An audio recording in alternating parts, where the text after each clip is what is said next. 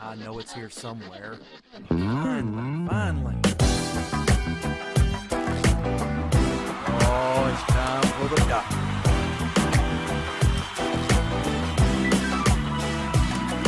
You're listening to Dr. Bill, the computer curmudgeon.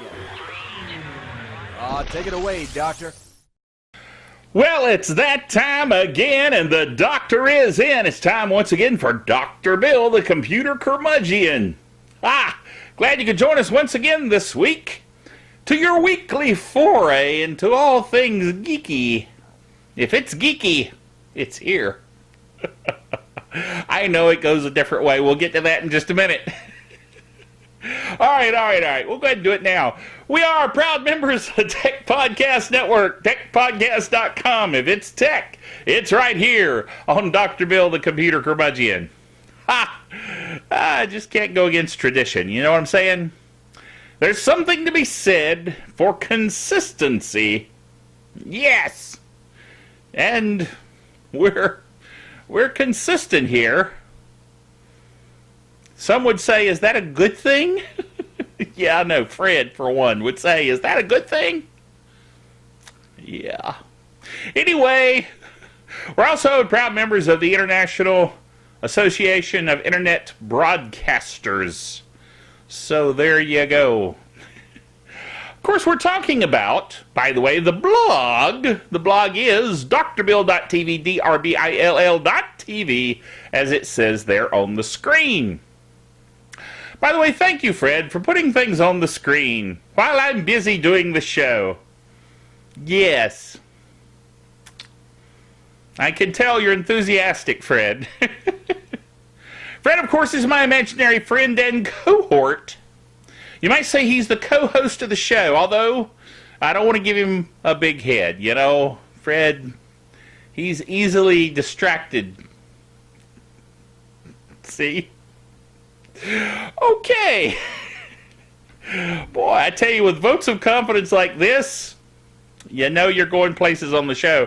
All right, let's get into items from the blog, of course, that I just mentioned, the aforementioned drbill.tv, the blog. We'll start with the next item after the last podcast, which, by the way, was number 314. That makes this number 315. But you knew that, probably. I don't always know. I just go with the flow, you know? Anyway.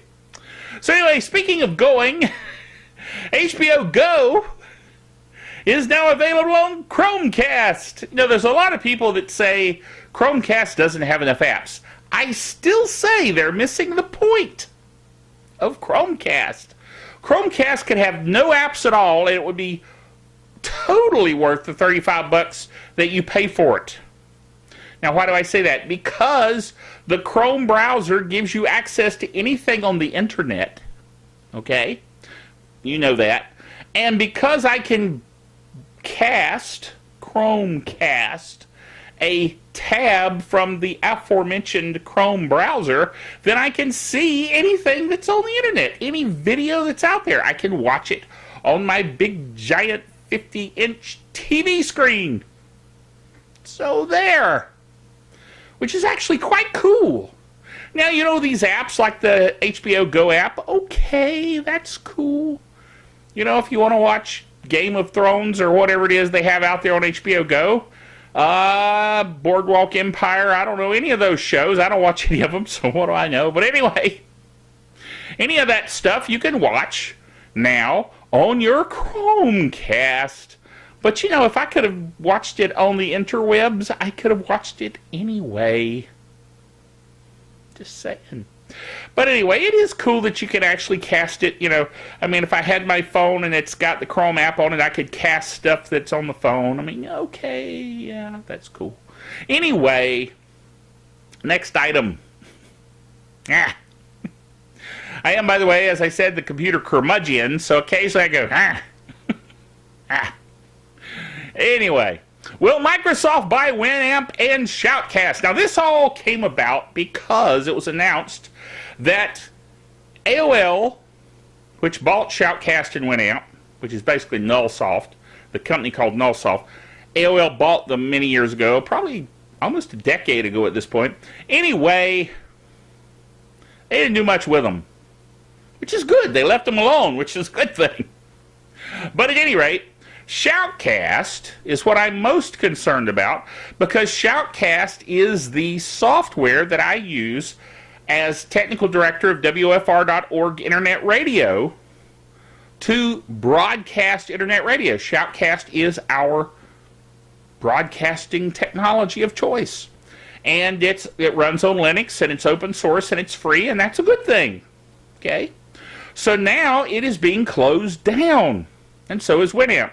Now, I don't care as much about Winamp. I mean, I used to use Winamp, but I don't really use it anymore. And apparently, neither do a lot of people, because it's shutting down. AOL decided to just deep six it. So in the process of this whole thing, Microsoft decides, well, maybe we're interested. Why Microsoft would be interested in Winamp and Shoutcast, I don't know. I mean, that's just Microsoft being Microsoft. I'm sure they'll come up with a reason, but at any rate, I don't know how I feel about it, actually. I'm a little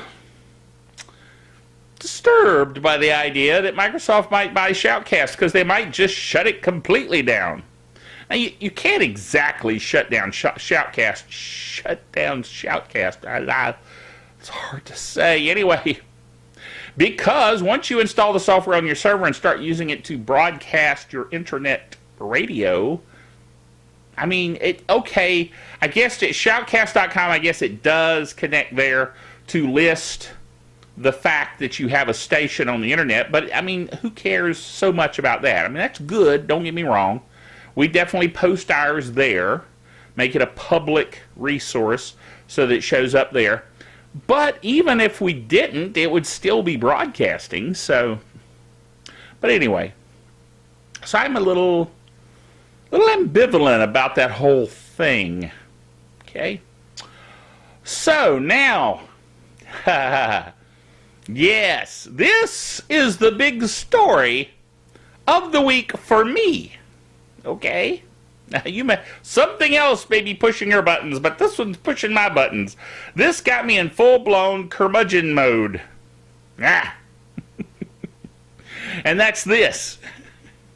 I always think of John C. Dvorak when I do that. Nah. Because that's what he always says. Anyway, this definitely got me pulling a John C. Dvorak this week. Bitcasa was originally announced and had a beta. And the beta basically said, okay, you can use Bitcasa, put your data on Bitcasa, kind of like on Dropbox, and it's unlimited. We're not going to have a ceiling. You just use as much as you want. Dude. So, of course, I immediately put my data there. Well, they came along and they said, okay, guys, now, don't get mad now, but we got to have a business model. We got to be able to stay in business, and we're hosting everybody's data, so, we need to charge. And I said, well, okay, I'm good with that. As long as it's reasonable, I'm okay. So they said it was going to be $99 a year for unlimited storage. Well, I started counting up and went, yeah, that's a pretty good deal. I mean, if you were to buy a terabyte drive, let's say, and it costs $99, and you put a terabyte of data on it, okay, that's good until you grew to the point you needed 2 terabytes of data. Then you got to go buy another $99 drive, and then what if the drive fails and it's not redundant, and on and on and on. And so this started looking pretty reasonable. I said $99 and it's unlimited, and they keep it in their data center, and they keep it backed up and redundant and all those good things. This sounds like a pretty good deal. So I sent them my $99. This week, they announced that unlimited storage was now going to be $999. What? I ain't paying no $999 to store stuff in the cloud, dude. You just shot yourself in the foot big time. Know what I'm saying? Whoa! So, here's what I say on the blog. I say, I thought Bitcasa was da bomb because they offered unlimited storage with no restrictions at $99 per year. I signed up. But no way am I renewing at $999 per year. Are you kidding? I got Pogoplug. What's Pogoplug, you say? Pogoplug is a service that's $49.99 a year, so roughly half the price of what I originally paid for Bitcasa, but they are unlimited. They have no restrictions, and actually, I kind of like the way their software functions better than Bitcasa. Bitcasa appeared as a drive letter, and you actually had to drag and drop files over to it to copy them there.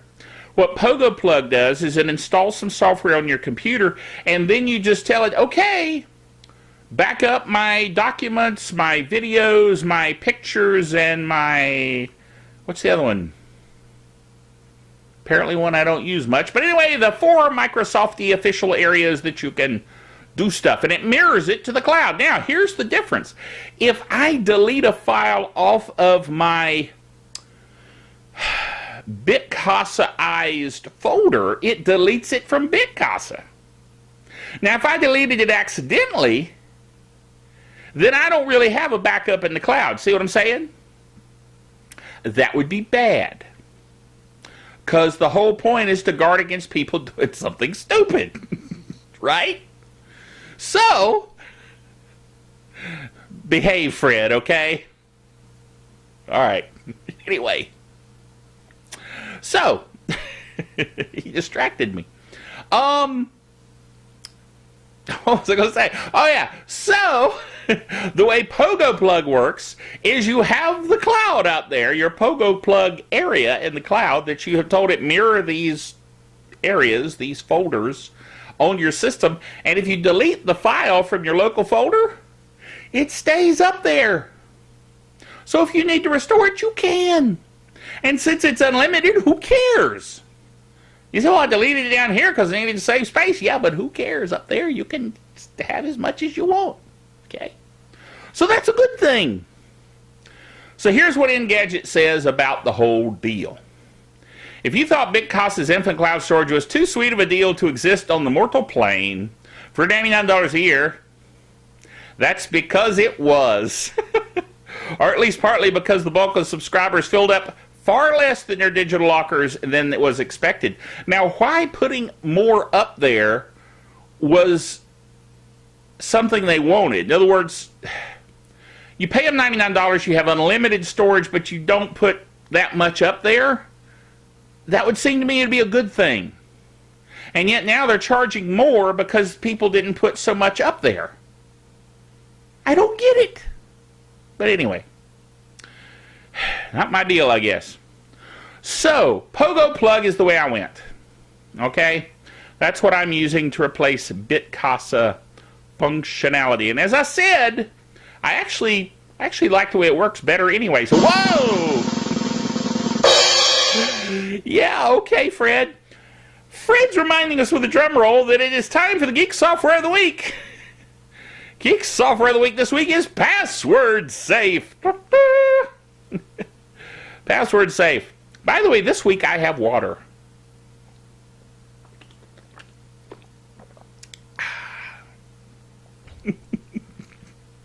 I know you're out there going, well, where's my water? Have some virtual water. It's a video, folks. I can't give you water. I'm sorry. Oh, well. Fred, of course, is virtual. So I can give him virtual water. Leave some for me. Wow. Anyway. See, since Fred's virtual, he can have virtual water. And then, okay, never mind. Anyway, Geek Software of the Week. So you'll have a lot of passwords, or at least you should. If you don't, there's something wrong. Because if you're using the same password on every website, that's bad. Okay? You're supposed to use a different password for every website, which is why I use LastPass. Okay? It is also free. This is free. LastPass is free. But LastPass fills my password in for me without me having to open up any software or do anything. So that's good for me, okay? Okay. But if you want it all local, if you don't trust the cloud out there to retain your privacy, I know. Boy. Anyway, so if you have hundreds of passwords, Password Safe is a good system. Because what it does is it stores everything in an encrypted locker, okay? And you have one single master password of your choice that will unlock the entire user list of usernames and passwords, and it's all kept local for you, okay? Like in a encrypted special file. So, you start out your safe and simplified digital life with Password Safe. It is free and open source. Installs in minutes on Windows XP, Vista 7 and 8 of Windows. It's designed by renowned security technologist Bruce Schneier. It's not Schneider. Schneier. Over 4 million downloads. 4 million users. I'm just being silly. I'm sorry, Bruce. I didn't mean anything by it. Anyway. So, water's good. It keeps my throat all lubricated, and I don't cough and hack and dry out and things like that. Microsoft. I know every week I got to say something about Microsoft, right? Yes. Microsoft sells 1 million Xbox Ones in the first 24 hours, too. Now, the 2 is not the number 2. The 2 is TOO because Sony sold PlayStation 4s. They sold 1 million in the first weekend, or first 24 hours of going on sale. Now, here's the thing. They were selling only to the U.S. and Canada that first 24 hours, okay? So they hit 1 million in the first 24 hours in the U.S. and Canada, okay? Microsoft sold 1 million in the first 24 hours, but they were selling to 13 different countries. So, arguably, Sony was more successful with their initial rollout than Microsoft was, which for me is a reason to celebrate. I know, I just got to stick it to Microsoft every chance I get. What can I say, okay? Anyway. Next item, Safeplug. We talked earlier about Pogoplug and how I'm storing stuff up in the cloud. By the way, I've already taken the My Documents and other local folders from one desktop up there. I've taken the ones from another desktop up there, and I've also taken our N drive, which is our network drive, which if you can see up here, see the router where my thumb is pointing? That's my router, and beside it is a little box. That's a USB drive that is our N drive, which comes through our router because I'm using DD-WRT software, which allows me to share out that drive, okay, through the router. All right, open source router software, awesome coolness. All right, so all of that data is all of what I would consider our important data here at home, okay? So that data needs to be protected. So what I did is I told it, okay, take that local drive share and put it up in Pogoplug. So far, I've copied 300 gigabytes into the cloud. This time, when they say unlimited, dude, I'm going unlimited. Know what I mean? Yes. So there you go. Anyway, I said all that to say that I've cast my lot with the company called Pogoplug. So they have another thing that they just rolled out this week called Safeplug.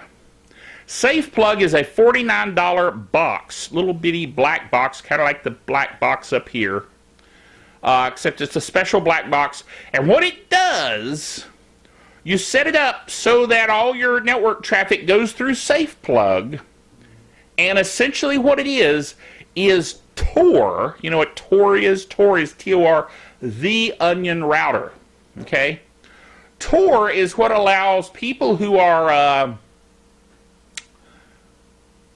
wanting to remain anonymous, let's put it that way, to bounce their data all around the interwebs off of different people's IP addresses and be totally anonymous, so you never know where they're coming from. Were they really coming from High Point, North Carolina, or were they coming from Cucamonga or Albuquerque? It's easy for data to take a wrong turn at Albuquerque. Just saying. Anyway, so that's what I'm saying. So it's a Tor router in a box. So our Tor browser, I should say, in a box. Tor, the onion router would be redundant. So anyway, the way Tor works is normally you download the Tor browser, which is basically a Firefox browser that is anonymized through Tor and allows you to bounce all over the interwebs, like I said. Which they usually point out on TV shows is for people that are up to no good. But it's not always people that are up to no good. It could just be people who don't want the NSA getting all their data. You know what I mean? Not because they're up to no good, but because they believe in freedom. Freedom of your bits. Freedom of your data. Yes. Hey, NSA, if you're listening, and I know you are, didn't mean anything by it, okay? Just saying. So anyway, but here, Safeplug, you see, is a $49 box. You put it on your network, and voila! Then all of the traffic from inside your house here going out is anonymous. So we can all be anonymous and not have people tracking us on the web. Yeah, for the most part. It's a Linux-based hardware package of Tor, and which is, as it points out here, slightly hard to use software for ordinary humans. Now, for geeks like me, it's not a big deal. I use it all the time, not a big deal. But you know, if you're the little old lady from Pasadena that's going to, what router? What? I'm supposed to do what with it? So this you just is a box. You go to Aunt Gertrude's house, you hook up the box, you tell her don't worry about it, and she's safe. And nobody will know what she's up to. You never know about those little old ladies, you know what I'm saying? They could be surfing renegade cat sites. You know how it is with old ladies and cats. Just saying. These things are noisy. You ever notice that? Anyway, so Pogoplug CEO Dan Putterman says, we're huge fans of Tor and are very good at building these small appliances. He said Safeplug needs to be plugged into the user's router. It takes 60 seconds to install, he says. Then all of your in-home in-home internet access becomes completely anonymized. Which is an interesting word. But anyway, we want to just take what is currently available today to a more technical crowd and democratize it. Don't you love that word, democratize it? Making it easier for the average user. Read, low information user. Yes. So there you go. Cool stuff. I like it. I mean, I haven't bought one because I could do the real Tor, you know, so why would I spend 49 bucks for something I can do for free? But if you are a low information user and you have a hard time setting these things up, then 49 bucks isn't so bad. You hook it up to your network and you're done. Now, I will say this about that. Obviously, if you're bouncing all over the world, it can slow down your surfing a bit, okay? So for that reason, they have a whitelist function built into it. So if you're like hitting a gaming site and you don't want your traffic to be anonymized and slow you down, then you could just whitelist it and it won't, you know, Safeplug will just kind of ignore it, okay? So that makes sense. That's kind of a neat feature, okay? So there you go. Pretty neat stuff. So I trust you enjoyed this edition of Dr. Bill the Computer Curmudgeon. I trust you learned something, and I'm sorry you didn't have any virtual water. Fred did, but he's virtual. What are you going to do? So anyway, I'll drink that after I get off the show. Remember, until next time, that the doctor is out of here.